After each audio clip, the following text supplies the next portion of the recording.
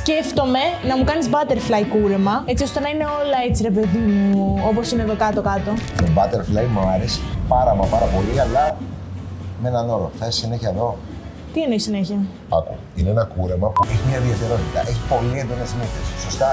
Άρα πάνω να πει ότι έχω αδειάσει πάρα πολύ. Πρώτον, δεν έχει μεγάλη διάρκεια σαν κούρεμα, επειδή είναι πολύ αδειασμένο. Και δεύτερον, αυτές τις νύχτες μπορεί να τις κάνεις μόνη σου.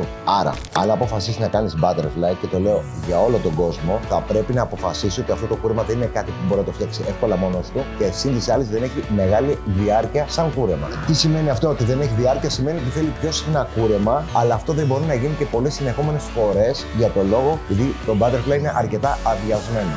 Έχουμε αδειάσει πάρα πολύ. Έχουμε φιλάρει πάρα πολύ. Άρα δεν μπορούμε να το κάνουμε συνέχεια. Μπορούμε να το κάνουμε 1-2 φορές, αλλά θα πρέπει να χτενίζεσαι σε κομμωτήριο. Και όχι μόνο σου. Κάθε πότε μπορώ να το κάνω?